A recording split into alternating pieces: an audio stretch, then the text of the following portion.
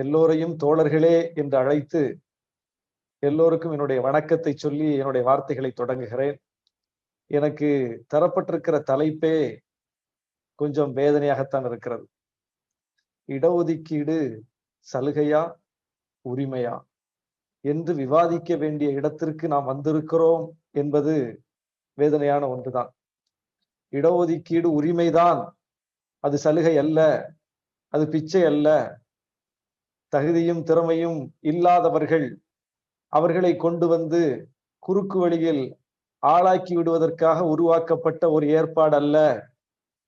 தகுதியும் திறமையும் உள்ளவர்களை ஆளாக்குவதற்காக ஏற்படுத்தப்பட்ட ஒரு ஏற்பாடு என்பதை உணர்த்த வேண்டிய, சொல்ல வேண்டிய ஒரு காலகட்டத்திற்கு நாம் தள்ளப்பட்டிருக்கிறோம். அதை யாருக்கு சொல்ல வேண்டிய காலகட்டத்திற்கு தள்ளப்பட்டிருக்கிறோம் என்பது அதைவிட வேதனையாக இருக்கிறது. இடஒதுக்கீட்டை காலமெல்லாம் எதிர்த்தவர்களுக்கு போய் அவர்களை கன்வின்ஸ் பண்ணக்கூடிய வகையில், அவர்களுக்கு இந்த இடஒதுக்கீட்டை புரிய வைக்கக்கூடிய வகையில் ஒரு நிலை நமக்கு இருந்தால் கூட அது லாஜிக்கலாக, அது தர்க்க ரீதியில் சரி. ஆனால் நமக்கு ஏற்பட்டிருக்கிற நிலைமை என்பது, இந்த இடஒதுக்கீட்டின் பயனால் யார் யார் கல்வி வாய்ப்பை, வேலை வாய்ப்பை, சமூகத்தில் ஒரு அந்தஸ்தான நிலையை எட்டி இருக்கிறார்களோ அவர்கள் வீட்டு பிள்ளைகள், அந்த பிள்ளைகளுக்கு இன்றைக்கு நாம் இடஒதுக்கீடு ஏன் தேவை, இடஒதுக்கீடு சலுகையா, இடஒதுக்கீடு உரிமையா, இடஒதுக்கீடு அப்படியா, இடஒதுக்கீடு இப்படியா என்பது பற்றிய பாடத்தை அந்த பிள்ளைகளுக்கு நடத்த வேண்டிய அளவுக்கு ஒரு நெருக்கடிக்கு தள்ளப்பட்டிருக்கிறோம். எனக்கு நன்றாக நினைவிருக்கிறது, 2011ஆம் ஆண்டு, ஒரு 10 ஆண்டுகளுக்கு முன், நீயா நானா என்கிற அந்த விஜய் தொலைக்காட்சி விவாத நிகழ்ச்சி, கோபிநாத் நடத்தக்கூடிய அந்த நிகழ்ச்சி, அதில் இடஒதுக்கீடு தொடர்பான ஒரு விவாதம் நடத்தப்பட்டது. மருத்துவர் எழிலன் அவர்கள் அதில் பங்கேற்றார் என்று நினைவு எனக்கு இருக்கிறது. அந்த நிகழ்வில் ஒரு பக்கம் இடஒதுக்கீட்டால் பயன்பெறக்கூடிய பிள்ளைகள் அமர்த்தப்பட்டிருந்தார்கள், இன்னொரு பக்கம் அந்த இடஒதுக்கீட்டு கொள்கையை தாங்கி செயல்படக்கூடிய செயல்பாட்டாளர்கள், எழுத்தாளர்கள், பேச்சாளர்கள் என்று இன்னொரு தரப்பு அழைக்கப்பட்டிருந்தோம். அதில் தான் நாங்கள் எல்லாம் அமர்ந்திருந்தோம். எதிரில் அமர்த்தப்பட்டிருந்த பிள்ளைகள், மாணவர்கள், இளைஞர்கள், இடஒதுக்கீட்டால் பயன்பெறக்கூடிய பிள்ளைகள், இடஒதுக்கீட்டை எதிர்க்கக்கூடிய சில மாணவர்களும் கூட, இளைஞர்களும் கூட அமர்த்தப்பட்டிருந்தார்கள். அவர்கள் எல்லாம் இடஒதுக்கீட்டை எதிர்த்து பேசிக் கொண்டிருந்தார்கள். அதில் இடஒதுக்கீட்டால் பயன்பெறக்கூடிய பிள்ளைகளும் உண்டு. அதில் ஒரு இளைஞன், கடலூரை சார்ந்த ஒரு மாணவர் பேசினார். என்னுடைய சக தோழன், அவன் முற்பட்ட வகுப்பை சார்ந்தவன், அவன் என்னை விட அதிக மதிப்பெண் எடுத்திருக்கிறான், நான் அவனை விட குறைவான மதிப்பெண் எடுத்திருக்கிறேன், எனக்கு வாய்ப்பு கிடைத்து விட்டது, அவனுக்கு வாய்ப்பு கிடைக்கவில்லை, என் மனதுக்குள் இது ஆறாத காயத்தை ஏற்படுத்தி விட்டது, அதனால் தான் சொல்லுகிறேன் இடஒதுக்கீடு வேண்டாம் என்று சொல்கிறான், வாதம் புரிகிறான். மிக மிக அதிர்ச்சியாக இருந்தது. அப்போதுதான் நாங்கள் குறுக்கிட்டு கேட்டோம், தம்பி, உன்னுடைய நண்பன் என்று சொன்னாயே அந்த முற்பட்ட சமூகத்தவன், அவன் சிறந்த மதிப்பெண் எடுத்திருக்கிறான், அவனுக்கான வாய்ப்பு வழங்கப்பட வேண்டும், அவனும் அடுத்த நிலைக்கு வர வேண்டும் என்பதில் நமக்கு மாற்று கருத்து இல்லை. யாருடைய உரிமையையும் தட்டி பறிப்பதல்ல இடஒதுக்கீடு, யாரையும் அடுத்த கட்டத்திற்கு நகர விடாமல் முடக்குவதற்கல்ல இடஒதுக்கீடு. ஆனால் ஒன்றை நீ புரிந்து கொள்ள வேண்டும், உனக்கு இப்போது வாய்ப்பு கிடைத்தது என்று சொன்னாய் அல்லவா, இந்த வாய்ப்பு இந்த இடஒதுக்கீட்டினால் தான் கிடைத்தது, உன்னுடைய தலைமுறையில் யாருக்கும் கிடைக்காத வாய்ப்பு இது என்று சொல்லி அவனுக்கு புரிய வைத்து விட்டு அடுத்த கேள்வியை கேட்டோம். உன்னுடைய தந்தை படித்திருக்கிறாரா என்று கேட்டோம், இல்லை என்று சொன்னான். உன்னுடைய தாத்தா படித்திருக்கிறாரா என்று கேட்டோம், இல்லை என்று சொன்னான். உன்னுடைய தலைமுறையில் யாராவது படித்திருக்கிறார்களா, உன்னுடைய சுற்றத்தார் உற்றத்தார் யாராவது படித்திருக்கிறார்களா என்று கேட்டோம், இல்லை என்று சொன்னான். நீ ஒரு பிற்படுத்தப்பட்ட சமூக பின்னணியிலிருந்து வந்திருக்கிறாய், உன்னுடைய பிற்படுத்தப்பட்ட சமூகத்தில், உன்னுடைய கிராமத்தில் யாராவது படித்திருக்கிறார்களா, உன்னுடைய தலைமுறைக்கு முந்தைய தலைமுறையில் என்று கேட்டோம், இல்லை என்று சொன்னான். சரி, உன்னுடைய நண்பன், முற்பட்ட வகுப்பை சார்ந்த அந்த நண்பன், அவனுடைய தந்தை படித்திருக்கிறாரா என்று கேட்டோம், ஆமாம் என்று சொன்னான். அவனுடைய தாத்தா படித்திருக்கிறாரா என்று கேட்டோம், ஆமாம் என்று சொன்னான். அவனுடைய வாழ்க்கை நிலை எப்படிப்பட்டது என்று கேட்டோம், அவனுடைய வீடு எப்படிப்பட்டது என்று கேட்டோம், அவனுடைய வாழ்க்கை சூழல் எப்படிப்பட்டது என்று கேட்டோம். எல்லாவற்றுக்கும் அவனிடமிருந்து ஒரு நல்ல பதில் வந்தது. இப்படிப்பட்ட நிலையில் அவன் இருக்கிறான், இப்படிப்பட்ட நிலையில் நீ இருக்கிறாய், அவன் இடத்திற்கு உன்னை கொண்டு வருவதற்காகத்தான் இந்த இடஒதுக்கீடு என்று அவன் சொன்ன உதாரணத்திலிருந்து அவனுக்கு சுட்டி காட்டி புரிய வைத்தோம். அந்த விவாதம் மிகப்பெரிய அளவுக்கு பேசுபொருளானது அந்த காலத்திலேயே. ஆக இன்றைக்கு அந்த நிலைமையிலிருந்து இந்த 10 ஆண்டுகளில் ஒன்றும் நிலைமை மாறிவிடவில்லை, இன்னும் மோசமாகத்தான் போயிருக்கிறது. நம்முடைய இளைஞர்கள், சமூக வலைத்தளங்களில் புழங்கக்கூடிய மாணவர்கள், பெரும்பாலானவர்களுக்கு அந்த பொது உளவியல் என்பது அப்படி ஊட்டப்பட்டிருக்கிறது. இடஒதுக்கீடு என்றால் ஒரு அருவருப்பான ஒரு சொல் போல, இடஒதுக்கீடு என்றால் ஏதோ பிச்சை போல, இடஒதுக்கீடு என்றால் கோட்டா என்றால், அப்படித்தான் திரைப்படங்கள்ல வசனம் வைக்கிறாங்க. கோட்டால வந்தவன் இவன் ஒண்ணுக்கு தேராதவன், இவன் எதுக்கு ஆகாதவன், கோட்டால உட்கார்ந்துக்கிட்டு இடத்த அடைச்சுக்கிட்டு உட்கார்ந்து இருக்கிறானுங்க என்று இடஒதுக்கீட்டில் வந்தவர்களினுடைய அறிவையோ, இடஒதுக்கீட்டில் வந்தவர்களுடைய திறமையோ, இடஒதுக்கீட்டில் வந்தவர்களுடைய தகுதியையோ, தனிப்பட்ட ஆளுமை திறனையோ அங்கீகரிக்க மனமின்றி அவர்களை ஒருமையில் விழிக்கக்கூடியவர்களாக கோட்டால வந்தவன் தான் சொல்லுவாங்க. கோட்டால உட்கார்ந்து இருக்கிறவன் என்று ஒருமையில் விழித்து அழைத்து அவனுடைய ஆளுமை திறனை குறைத்து மதிப்பிட்டு மலிவான சொற்களால் அவரை அடையாளப்படுத்தக்கூடிய அளவுக்கு இந்த சூழலை கட்டி எழுப்பி இருக்கிறார்கள்.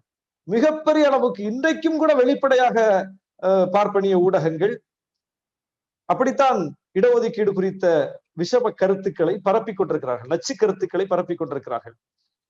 இப்போது கூட தினமலர்ல ஒரு செய்தி வந்தது, இந்த நீட் தொடர்பான ஒரு இது உங்களிடம்னு தினமலருடைய எடிட்டோரியல் பேஜ். அதுதான் அது லெட்டர்ஸ் டு எடிட்டர் இல்ல, அது எடிட்டோரியல்.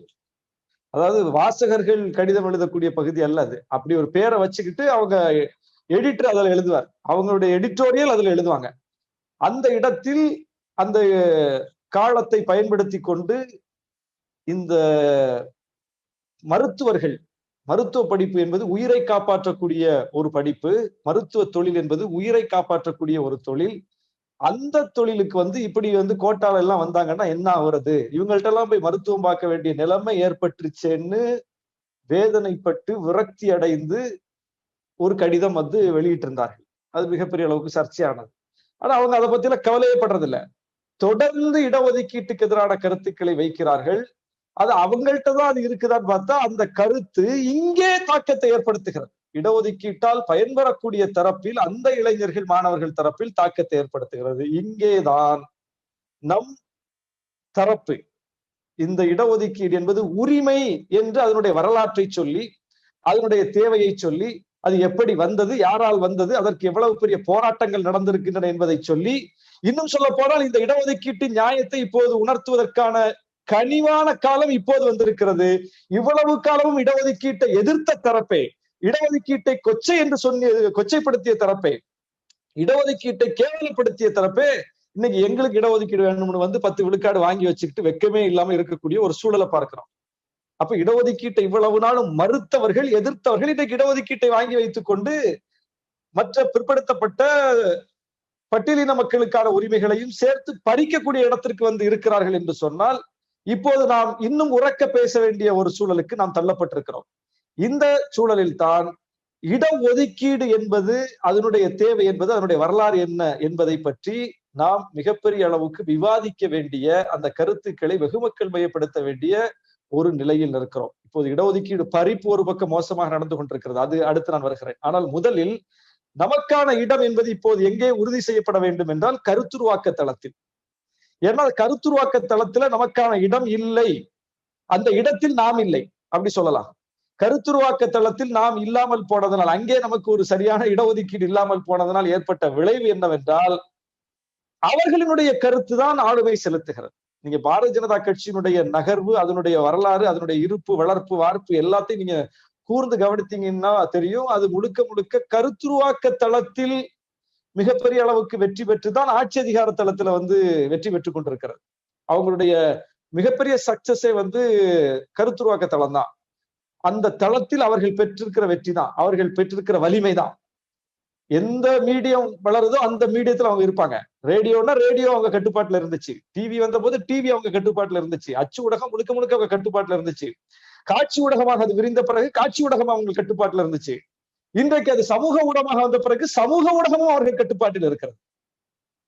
பேஸ்புக்ல இன்னைக்கு அவங்க தலைமை அதிகாரி வரைக்கும் போய் என்னென்ன பண்ணிட்டு இருக்காங்க அப்படிங்கறதெல்லாம் இன்னைக்கு செய்திகள் வந்திருக்குது, பார்க்கிறோம் நாம. அப்ப இந்த ஊடகம் எதையுமே அவங்க விட்டு வைக்கல. அது அகில இந்திய வானொலி என்று இயங்கிக் கொண்டிருந்த நேரத்துல அது அகில இந்திய வானொலியா, அது அக்ரஹாரத்து வானொலியான்னு கேட்கக்கூடிய அளவுக்கு தான் அதனுடைய அத்தனை அசைவுகளும் அந்த போக்கில் தான் இருந்துச்சு.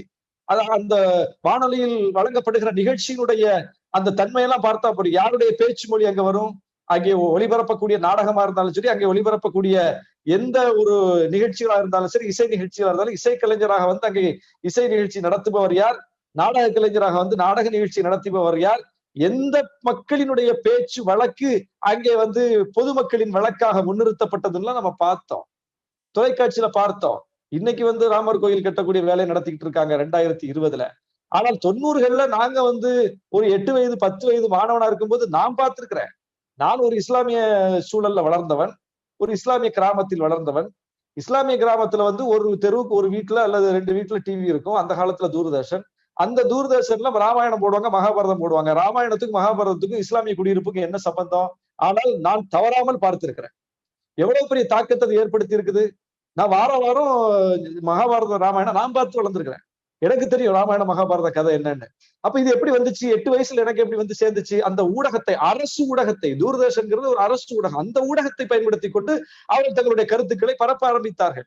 அது வந்து ஒரு இதிகாசத்தை, புராணத்தை வந்து ஒரு உண்மை கதை போல நம்முடைய கவனத்திற்கு கொண்டு வந்து சேர்த்தவர்கள். அதே காலகட்டத்தில் அதே தொலைக்காட்சியில திப்பு சுல்தான் வரலாற்றை டிஸ்கிளைமர் கார்டு போட்டு இது கற்பனை கதைன்னு சொல்லி அதே நிகழ்ச்சியை நாம பார்த்தோம். அந்த அளவுக்கு அவங்க ஊடகங்களை பயன்படுத்தி கருத்துருவாக்க தளத்தில் வலிமையான ஆதிக்கத்தை வலிமையான ஆதிக்கத்தை செலுத்தி இன்றைக்கு சமூக ஊடகம் வரைக்கும் அவங்க வந்து அதை கட்டுப்பாட்டுக்குள் வைத்திருப்பதனால் அவர்கள் வெற்றிகரமாக அதை செய்ய முடிகிறது. இது அப்படியே நம்ம நிலைமையை நம்ம எடுத்து பார்த்தோம்னா, இன்னைக்கு வந்து தமிழ்நாட்டிலேயே கல்வி வளாகங்கள்ல நம்முடைய நிலைமை என்ன? இந்த சென்னை பல்கலைக்கழகத்துல அம்பேத்கர் பெரியார் ஸ்டடி சர்க்கிள்னு ஒரு படிப்போட்டத்தை ஏற்படுத்தி தம்பி கரிகாலன் தலைமையில ஒரு மாணவர்கள், அங்க படிக்கக்கூடிய ஆயிரக்கணக்கான மாணவர்கள்லாம் இல்ல, அதுல ஒரு 10-15 பேர் நம்முடைய பிள்ளைகள் வந்து ஒரு மூவ்மெண்டா இயங்குறாங்க, ஒரு நிகழ்ச்சிகளை நடத்துவாங்க, பல்கலைக்கழகத்துக்கு வந்து நம்மள மாதிரி ஆட்களை கூப்பிட்டு வச்சு பேசுவாங்க. இதுதான் இந்த அளவில் இயங்கிக் கொண்டிருந்தவர்கள். உடனே ஆளுநருடைய தலையீட்டுல கரிகாலன் என்கிற அந்த தம்பி வந்து நீக்கப்படுறார், தன்னுடைய படிப்பிலிருந்து நீக்கப்படுறார். இதுதான் இன்னைக்கு நம்மளுடைய நிலைமை. ஆனால் எல்லா கல்வி வளாகத்திலையும் அவங்க வந்து உட்கார்ந்துக்கிட்டு துணைவேந்தர்களை பயன்படுத்தி கொண்டு இன்னைக்கு வந்து பல்கலைக்கழகங்களை முழுக்க தங்களுடைய கட்டுப்பாட்டுக்குள் வைத்துக் கொண்டு வேலை செய்து கொண்டிருக்கிறார்கள். சமூக ஊடகங்களை கைப்பற்றி வைத்துக் கொண்டிருக்கிறார்கள். மாறி வரக்கூடிய புதிய ஊடகங்களை உருவாக்கி வைத்திருக்கிறார்கள். எத்தனை யூடியூப் சேனல், தொலைக்காட்சி வாதங்கள்ல வந்து 4 சேர் போட்டா 3 சேர்ல வந்து உட்கார்றதற்கு, பல பெயர்கள்ல வந்து உட்கார்றதுக்கு ஆட்கள் வைத்திருக்கிறார்கள். கல்வியாளர்னாலும் வருவாங்க, ஆடிட்டர்னாலும் வருவாங்க, வழக்கறிஞர்னாலும் வருவாங்க, சமூக ஆர்வலர்னாலும் வருவாங்க. என்ன பேர்ல வேணுமோ ஆள் கிடைக்கும். அங்க 1க்கு 10 பேர் கிடைக்கும். அப்படியே இந்த தரப்புல நாம பார்த்தோம்னா இங்க நாம எத்தனை பேர் இருக்கோங்கிற கேள்வி இருக்குது. இன்னைக்கு வந்து இந்த நிகழ்ச்சிக்கான அழைப்பிதழை பார்த்த உடனே ஒரு நண்பர் கமெண்ட் அடிச்சாரு, என்ன மொத்த பேரையும் ஒரு அழைப்பிதழ்ல பார்க்க முடியுது அப்படின்னு. எவ்வளவு பெரிய வேதனை! மொத்த பேரும் இருக்கும் அந்த அழைப்பிதழ்ல.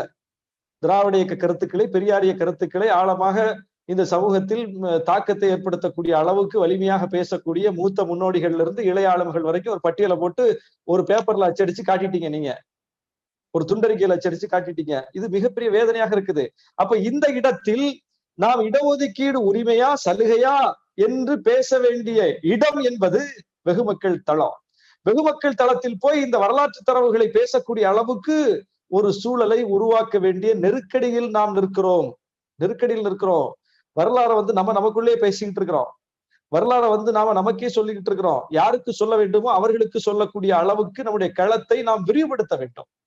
அப்பந்தான் வந்து இந்த வரலாறு போய் சேரும். அந்த இடத்தில் தான் இப்போது நம்முடைய ஐயா சுபவி அவர்கள் ஏற்படுத்தி இருக்கிற திராவிட பள்ளி, இது காலத்தின் தேவை. இது காலத்தின் தேவை. இது போன்று இன்னும் நிறைய முடிவுகள் நாம் எடுத்தாக வேண்டும். நிறைய ஆளுமைகள் நாம் உருவாக்க வேண்டும். இன்னைக்கு பழைய காலம் மாதிரி இல்ல. ஒரு காலத்தில் நாம சொன்னோம், இடஒதுக்கீட்டுக்கு எதிராக எழுதக்கூடிய ஊடகங்கள் அவர்களுடைய கட்டுப்பாட்டுல இருக்குது. தினமணி அவர்கள் தொடங்கி நடத்தி கொண்டிருக்கிறார்கள். தினமலர் அவங்க தொடங்கி நடத்திக்கிட்டு இருக்காங்க. இந்தியன் எக்ஸ்பிரஸ் அவங்க தொடங்கி நடத்திக்கிட்டு இருக்காங்க.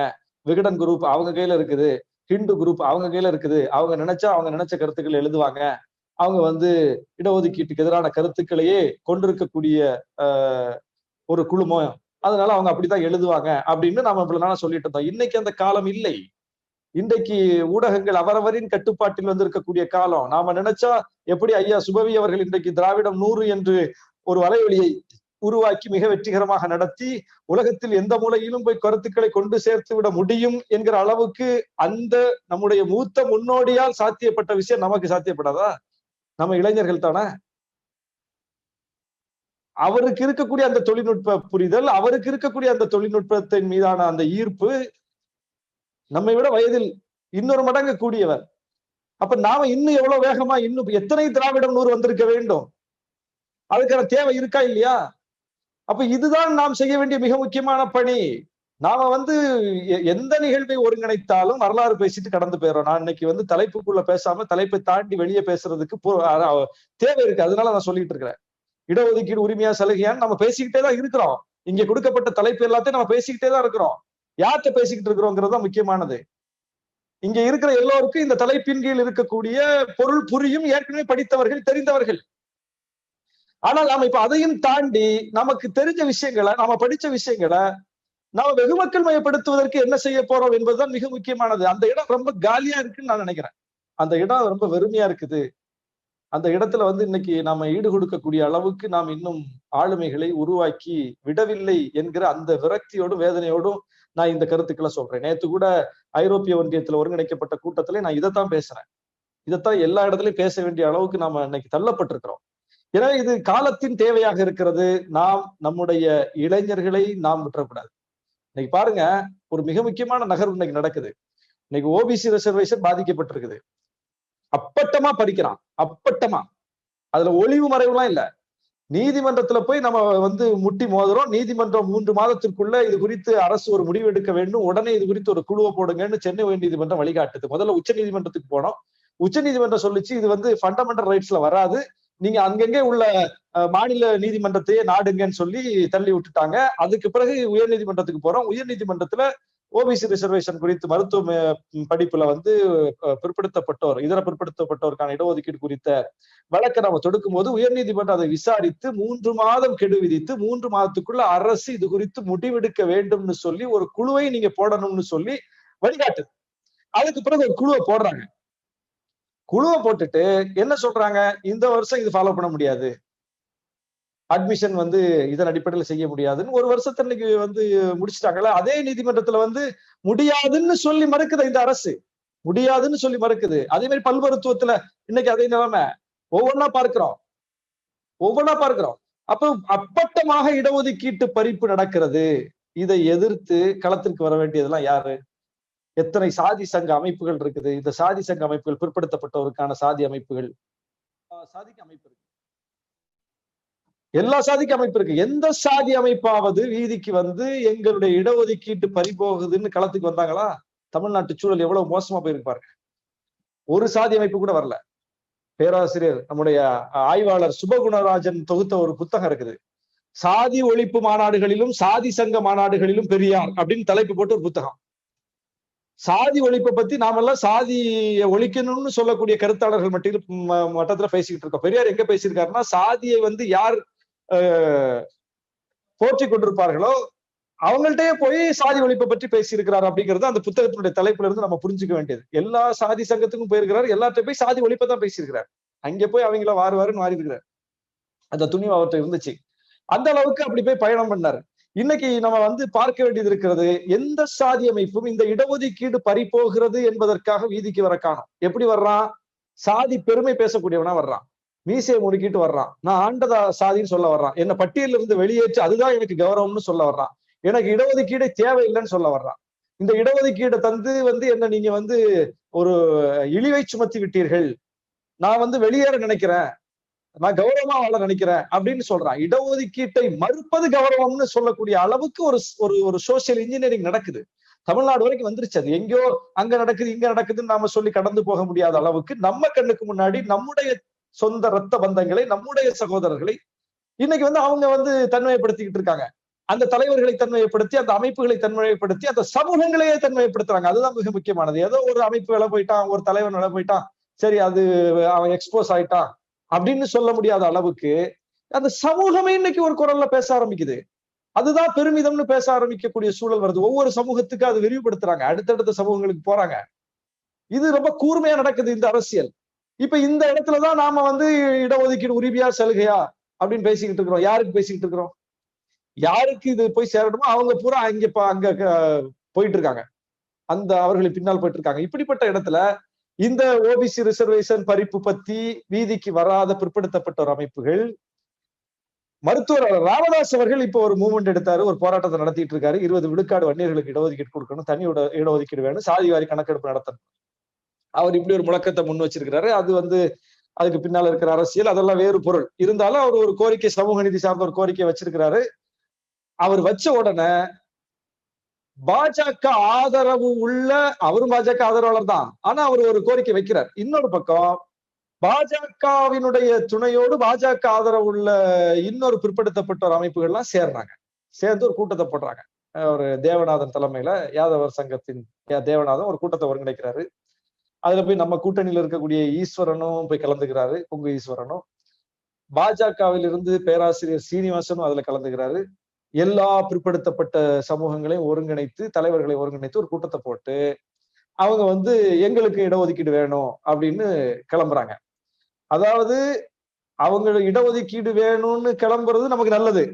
எல்லாரும் கிளம்புங்க, இவ்வளவு நாள் நீங்க கிளம்பாம இருந்தாலும் இப்ப கிளம்புங்கன்னு தான் நாம சொல்றோம். எல்லாரும் கேளுங்க, சமூகங்களுக்கான இடஒதுக்கீட்டை கேளுங்க. வெறும் அரசு பதவி, இந்த இப்போது இருக்கக்கூடிய அரசு துறை இடஒதுக்கீடு, பொதுத்துறை இடஒதுக்கீடு மட்டும் இல்ல, தனியார் துறையிலையும் கேளுங்க, உயர் பதவிகள்லையும் கேளுங்க.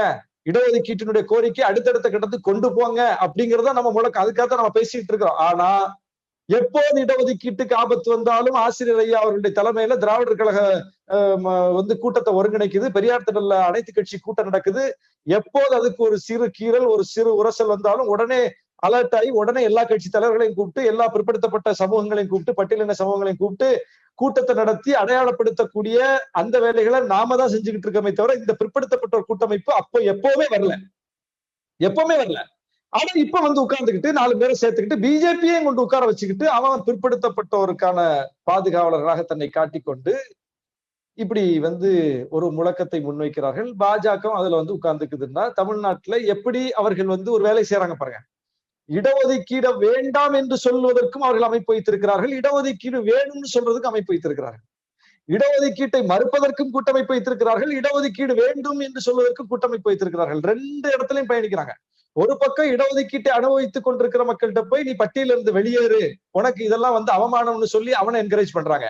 இன்னொரு பக்கம் பிற்படுத்தப்பட்ட சமூகங்களை தூண்டி விட்டு எனக்கு இருக்கிற இடஒதுக்கீடு பத்தாது, அதிகம் வேணும்னு ஏட்டிக்கு போட்டியா பேச வைக்கிறாங்க. எவ்வளவு பெரிய வேலை தமிழ்நாட்டுல நடக்குது. அதுதான் இதுல பெரிய வேதனையா இருக்கு நமக்கு. இது வேற எங்கேயோ நடக்குதுன்னா சரி, அங்கெல்லாம் இடஒதுக்கீடு பற்றிய விழிப்புணர்வு வரல, சமூக நீதி பற்றிய பார்வை இல்ல, சமூக நீதி வரலாறு அவங்களுக்கு இல்ல, அதனால புரியாம அறியாம செய்யறாங்க, பாஜகவுடைய வலையில எளிதில் விழுறாங்கன்னு சொல்லலாம். தமிழ்நாட்டில் நடக்கிறது இதெல்லாம். இப்பதான் நாம ரொம்ப விழிப்போடு இருக்கணும். இப்பதான் நாம இன்னும் விரிந்த தளத்தில் நின்று பேச வேண்டிய இடத்திற்கு தள்ளப்பட்டிருக்கிறோம். அதனால இன்னைக்கு மாறி வந்திருக்கிற இந்த நவீன தொழில்நுட்ப ஊடகங்கள்ல பேசக்கூடிய ஒரு பெரிய கூட்டத்தை உருவாக்க வேண்டிய நெருக்கடி இருக்கு நமக்கு. இப்ப உட்கார்ந்து நம்ம கட்டுரை எழுதிட்டு இருந்தோம்னா அந்த கட்டுரை யார் படிப்பாங்கன்னு தெரியல. கட்டுரை எழுத வேண்டும் தான், ஆய்வுகள் செய்யப்பட வேண்டும் தான்.